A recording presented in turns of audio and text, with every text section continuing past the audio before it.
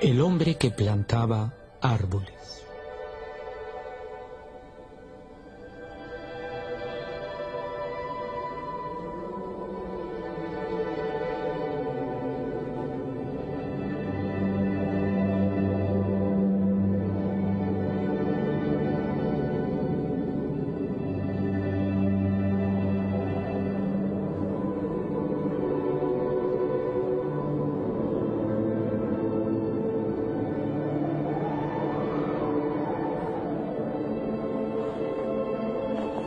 Hace mucho tiempo, estaba haciendo una larga excursión a pie por las alturas de esta vieja región de los Alpes que penetra en Provenza, tierras totalmente desconocidas para los turistas. Cuando hice esta excursión por esos desiertos, me encontré con unos páramos desnudos y monótonos de cerca de 1200 a 1300 metros de altura, en donde solo crecía la lavanda silvestre. Estaba cruzando la parte más ancha de estas tierras y después de 3 días de caminata me encontraba en la más absoluta desolación. Acampaba al lado del esqueleto de un pueblo abandonado. No me quedaba agua desde la víspera y tenía que encontrar. Las casas, aunque ya en ruinas, aglomeradas como un avispero viejo, me hicieron pensar que anteriormente debía de haber existido allí una fuente o un pozo. Había en efecto una fuente, pero seca.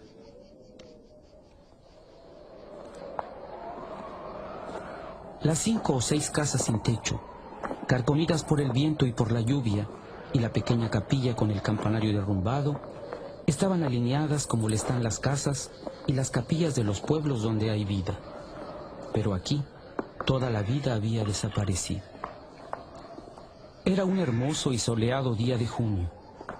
Pero en estas tierras altas y desamparadas, el viento soplaba con una brutalidad insoportable. Gruñía contra los esqueletos de las casas como una fiera a la que molestan mientras come. Tuve que levantar el campamento.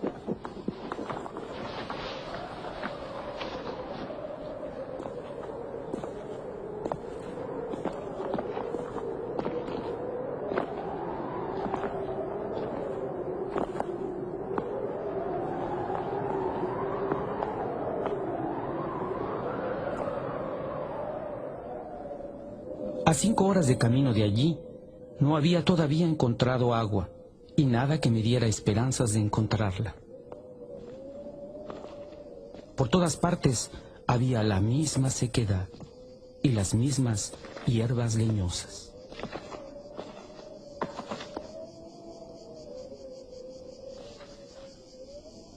Me pareció vislumbrar a lo lejos una pequeña silueta negra de pie. Primero pensé que era el tronco de un árbol solitario. Completamente al azar, me dirigí hacia ella. Era un pastor.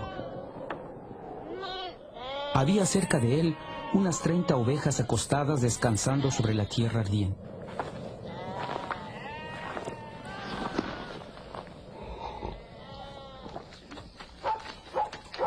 Me dio de beber de su cantimplora y un poco más tarde me llevó a su aprisco, que se encontraba en una hondonada de la meseta.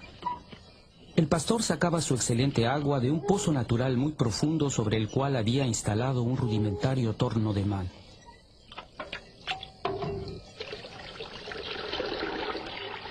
Hablaba poco, es lo propio de los hombres solitarios, pero se le sentía seguro de sí mismo y confiado en su seguridad. Era algo insólito en estas tierras desprovistas de todo. No vivía en una cabaña, sino en una verdadera casa de piedra en la que se notaba muy bien cómo, con su trabajo personal, logró remendar la ruina que había encontrado al llegar. Su techo era sólido e impermeable. Al dar contra este, el viento hacía el ruido del mar contra la playa.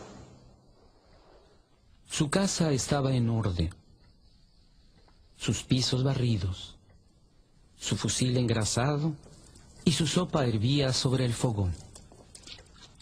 En ese momento me di cuenta que estaba recién afeitado. que sus botones estaban sólidamente cosidos y que los minuciosos remiendos de su ropa eran prácticamente invisibles.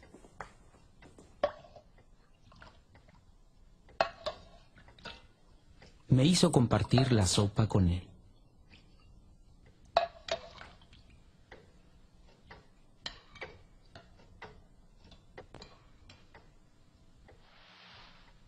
Más tarde, cuando le ofrecí mi petaca, me dijo que no fumaba.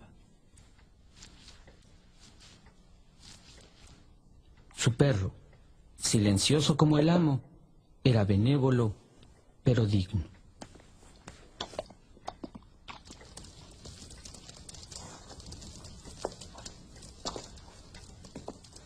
Pronto había quedado claro que yo pasaría la noche allí. El poblado más cercano estaba a más de un día y medio de camino a pie. Además, yo conocía perfectamente el carácter de los escasos pueblos de la región. Hay 4 o 5 aldeas dispersas, lejos las unas de las otras, en los flancos de las montañas, en los bosquecillos de encinas blancas que están en los límites extremos de los caminos transitables. Están habitadas por leñadores que hacen carbón. Allí se vive mal. Las familias, apretadas unas contra otras, en este clima de excesiva rudeza, tanto en invierno como en verano, agravan su aislado egoísmo. En estos lugares, la ambición irracional pierde toda medida por el deseo continuo de querer escaparse de un sitio como este. Los hombres llevan su carbón a la ciudad en sus camiones y luego vuelven. Hasta las más sólidas cualidades terminan por desvanecerse bajo esta perpetua ducha fría. Las mujeres traman sus rencores. Hay competencia para todo, tanto para la venta de carbón como para el banco de la iglesia. Se compite sin cesar por los vicios que existen entre ellos, por las virtudes de ellas y por la baraúnda general de vicios y virtudes que puedan existir. Como si fuera poco, el viento irrita igualmente sin descanso los nervios. Hay epidemias de suicidios y numerosos casos de locura, casi siempre asesina.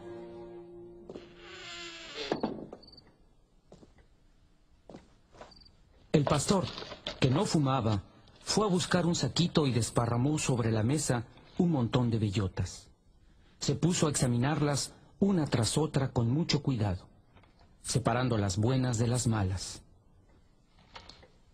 Yo, mientras tanto, fumaba mi pipa. Le propuse ayudarle, pero me dijo que ese era su trabajo. Efectivamente, viendo el empeño que ponía en su labor, no insistí. Esa fue toda nuestra conversación.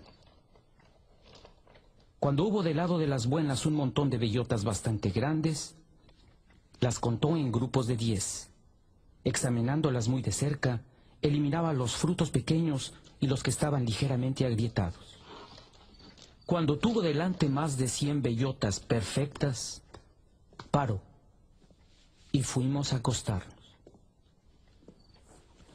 La compañía de aquel hombre era apaciguante.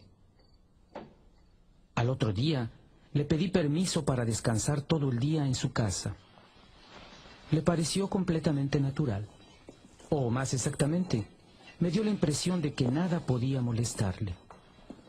Este descanso no me era realmente indispensable, pero estaba intrigado y quería saber más de este hombre. Sacó su manada de ovejas y la llevó a pastar. Antes de irse, empapó en un cubo de agua el saquito en el que había puesto las minuciosamente escogidas y contadas bellotas. Observé que a modo de bastón usaba una varilla de hierro del grosor del pulgar y de más o menos 1,50 m de altura.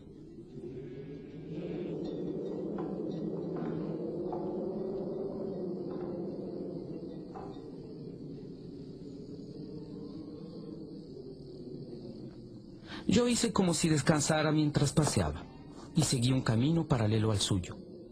El pastizal de sus ovejas se encontraba en una cañada. Dejó la pequeña manada bajo la vigilancia del perro y subió al lugar donde yo me encontraba. Temí que me reprochara mi indiscreción, pero no se trataba en lo absoluto de eso. Era su camino, y me invitó a acompañarlo si no tenía nada mejor que hacer. Iba hacia la altura, a 200 metros de allí.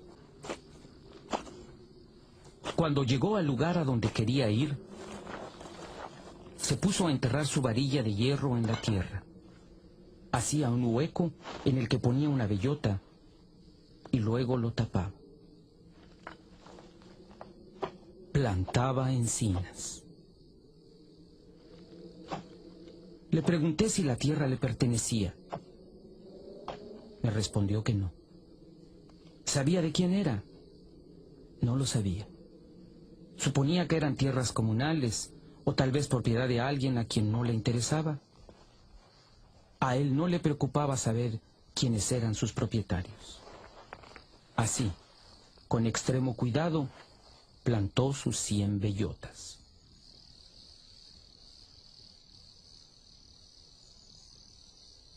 Después del almuerzo, empezó otra vez a escoger sus simientes. Creo que puse bastante insistencia en mis preguntas, ya que contestó a ellas. Hacía 3 años que plantaba árboles en esta soledad. Había plantado 100.000. De los 100.000, habían brotado 20.000. De esos 20.000, sabía que iba a perder la mitad a causa de los roedores o de todo lo que no podemos prever en los designios de la providencia. Quedaban 10.000 encinas que iban a crecer en este lugar en el que antes no había nada. En ese momento me interrogué sobre la edad de aquel hombre. Evidentemente tenía más de 50 años. 55, me dijo él. Se llamaba Eleazar Rufie. Había tenido una finca en el llano.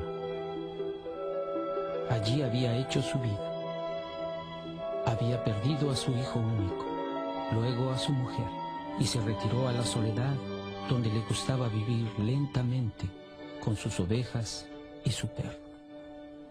Más tarde se dio cuenta que aquellas tierras morían por falta de árboles.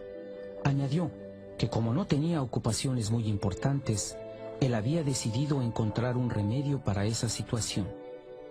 Yo me esforzaba en imaginar el futuro en función de mí mismo y de una cierta búsqueda de la felicidad. Le mencioné que en 30 años esas 10.000 encinas estarían magníficas. Me respondió muy simplemente que si Dios le daba vida, en 30 años habría plantado tantas otras que estas 10.000 no serían más que una gota de agua en el mar. De hecho, ya estaba estudiando el cultivo de hayas y tenía cerca de su casa un vivero. Los retoños que había protegido de sus ovejas con una verja eran preciosos. Pensaba también plantar abedules en las fincas en las que, según él, dormía una cierta humedad a algunos metros de la superficie del suelo. Al otro día nos separamos. Un año más tarde comenzó la guerra del 14, en la que participé durante 5 años. Un soldado de infantería no podía en ese momento pensar en árboles.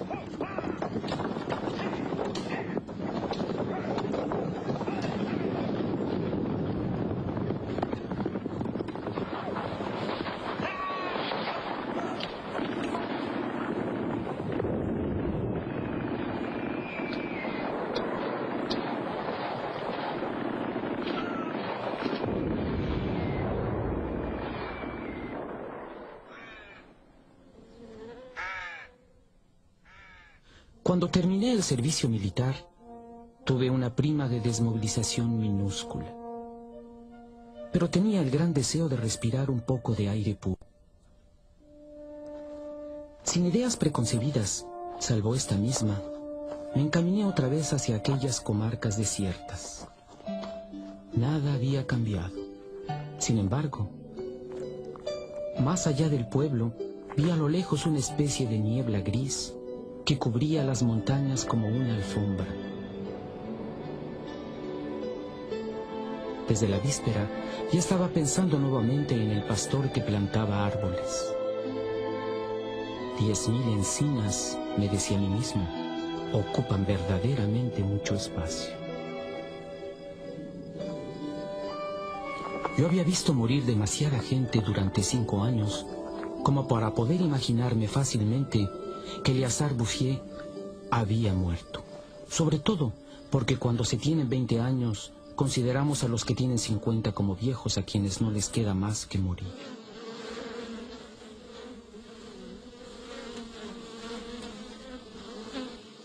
No había muerto. Había cambiado de oficio. Ya no poseía más que 4 ovejas, pero tenía en su lugar un centenar de panales. Se había deshecho de las ovejas porque ponían en peligro sus plantaciones de árboles. No se había preocupado para nada de la guerra. Había seguido plantando imperturbablemente. Las encinas de 1910 tenían entonces 10 años y estaban más altas que él y que yo. El espectáculo era impresionante. Yo estaba literalmente enmudecido, y como él tampoco hablaba, pasamos todo el día en silencio, paseándonos en su bosque. Este tenía, dividido en 3 trozos, 11 kilómetros de largo y 3 kilómetros en su más ancha extensión. Cuando nos acordamos que todo había salido de las manos y del alma de este hombre, sin medios técnicos, comprendemos que los seres humanos podrían ser tan eficaces como Dios en otras áreas, y no solo en la destrucción. Él había perseguido su idea, y las hayas, que ya me llegaban a los hombros, dispersas hasta perderse de vista, eran testigos de ello. Las encinas estaban tupidas y ya habían pasado la edad de estar a la merced de los roedores. En cuanto a la providencia, para que ella misma destruyera la obra creada, hubiera tenido que recurrir a los ciclones. Me mostró hermosos bosquecillos de abedules que ya tenían 5 años. Eran de la época en la que yo combatía en Verdún. Todas las fincas en las que él creía, con perfecta razón, que había humedad casi a flor de tierra, fueron ocupadas por los abedules. Estaban tiernos como adolescentes y muy decididos. La creación parecía haberse llevado a cabo con encinas. Pero esto a él no le preocupaba y perseguía con obstinación su simplísima tarea. Pero volviendo a bajar al pueblo, vi el agua correr por esos riachuelos que en la memoria de los hombres siempre habían estado secos. Era la más formidable operación de transformación que me haya tocado ver. Aquellos riachuelos secos ya habían antes llevado agua en tiempos muy antiguos. Ciertos pueblos tristes de los que hablé al principio de mi relato habían sido construidos sobre los emplazamientos de algunos pueblos galorromanos de los que todavía quedan huellas. En estos, los arqueólogos habían hecho búsquedas y habían encontrado anzuelos en lugares en los que en el siglo XX era necesario usar cisternas para tener un poco de agua. El viento también dispersaba ciertas semillas. Al mismo tiempo que el agua, reaparecían los sauces, las mimbreras, los prados, los jardines, las flores y una cierta razón de vivir. Pero la transformación se llevaba a cabo tan lentamente que entraba en las costumbres sin provocar asombro. Los cazadores, que subían a estas tierras solitarias tras las liebres o tras los jabalíes, habían constatado la copiosidad de los arbolitos, pero lo habían atribuido a las travesuras naturales de la tierra. Es por eso que nadie tocaba la obra de este hombre. Si lo hubieran sospechado, lo habrían contrariado. Él era insospechable. ¿Quién hubiera podido imaginar, en las ciudades y en las administraciones, que una tal y magnífica generosidad pudiera ser tan obstinada?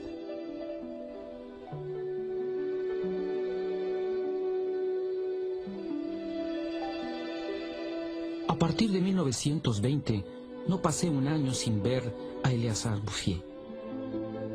Nunca lo vi doblegarse ni dudar.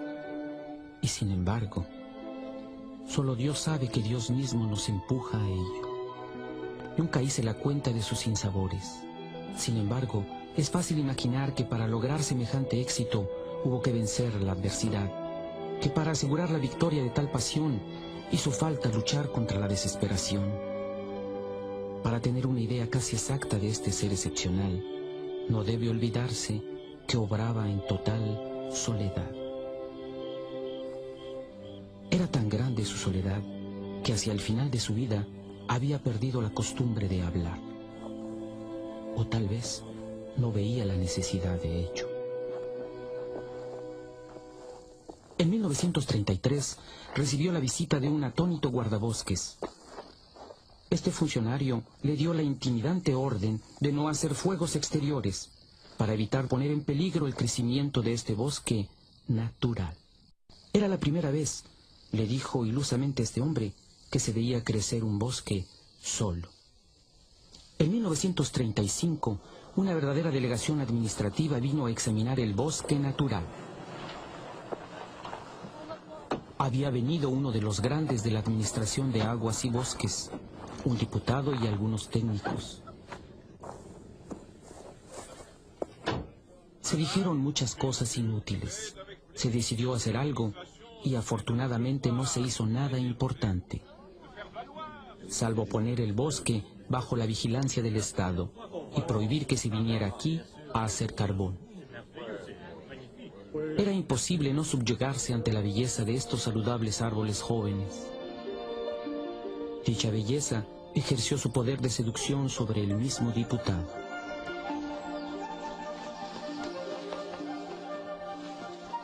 Yo tenía un amigo entre los capitanes forestales que estaba en la delegación. Le expliqué el misterio. Un día de la semana siguiente fuimos los dos a buscar a Eleazar Bouffier.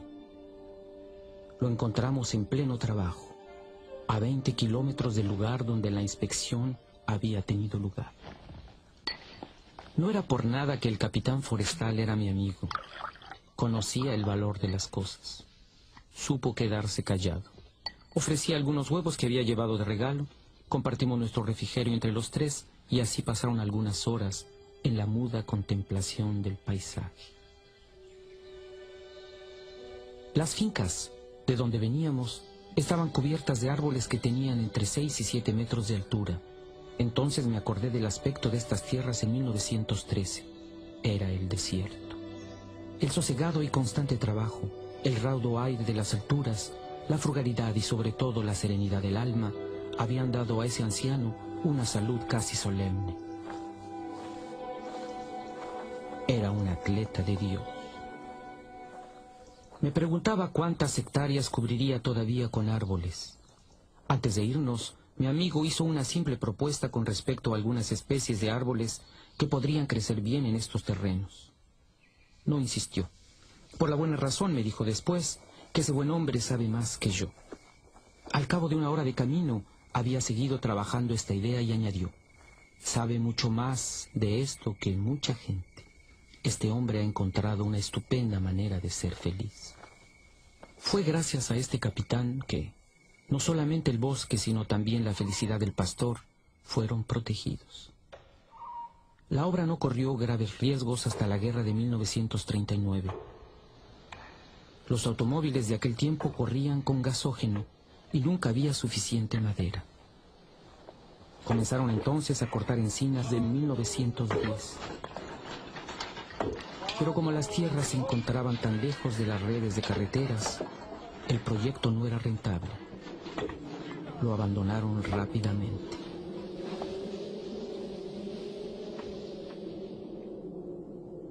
El pastor no tuvo tiempo de darse cuenta. Estaba a 30 kilómetros de allí, continuando apaciguadamente su faena, ignorando la guerra del 39 como había ignorado la del 14.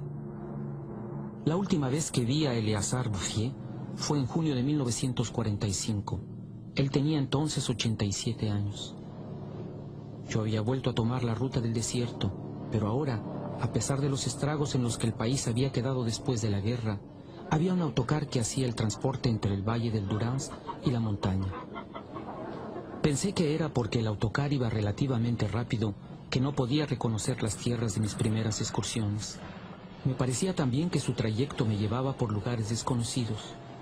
Tuve que ver el nombre de un pueblo para concluir que me encontraba en efecto en aquella región que antes estaba desolada y en ruinas. El autocar me dejó en Vergons. En 1913 Esta pequeña aldea de 10 o 12 casas tenía solamente 3 habitantes. Eran salvajes, se detestaban entre ellos, vivían de la caza con trampas. Su condición no tenía esperanza. Todo había cambiado, hasta el mismo aire. En lugar de las secas borrascas que antes me habían tan brutalmente acogido, soplaba una brisa cargada de aroma. Un ruido similar al del agua bajaba de la altura. Era el ruido del viento en los bosques. En fin, más sorprendente aún, oí el verdadero ruido del agua cayendo en un barrén. Vi que habían hecho una fuente y que el agua era abundante. Lo que más me conmovió fue que habían plantado una hermosa tila, símbolo indiscutible de resurrección.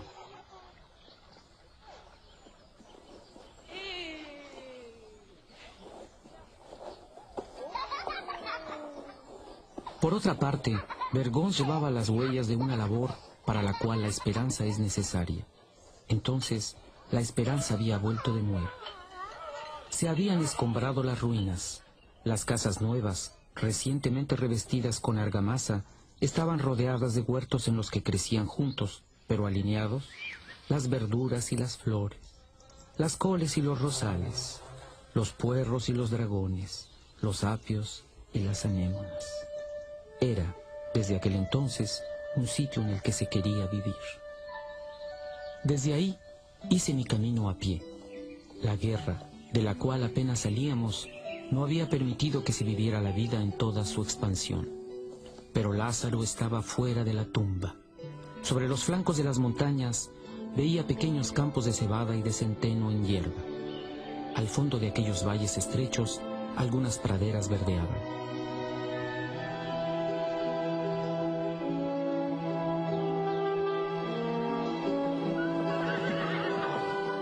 Solo fueron necesarios los 8 años que nos separan de esta época para que toda la tierra resplandeciera de salud y de desahogo. Sobre el emplazamiento de las ruinas que había visto en 1913, existen hoy fincas limpias, bien mantenidas, que testifican de una vida feliz y cómoda. Los antiguos manantiales, alimentados por la lluvia y por la nieve de los bosques, volvieron a manar. Al lado de cada finca, en los bosquecillos de arces, los lebrillos de las fuentes se desbordan sobre las alfombras de menta fresca. Los pueblos fueron poco a poco reconstruyéndose. Una población que vino de los llanos, donde los terrenos se venden caros, se estableció en estas tierras trayendo consigo juventud, movimiento y espíritu de aventura. Se encuentran en los caminos hombres y mujeres bien alimentados, niños y niñas que saben reír y que han vuelto a disfrutar de las fiestas campestres. Si contamos la población antigua, irreconocible desde que vive con tranquilidad, más los recién llegados, más de 10.000 personas deben todo su bienestar a Eleazar Bouffier.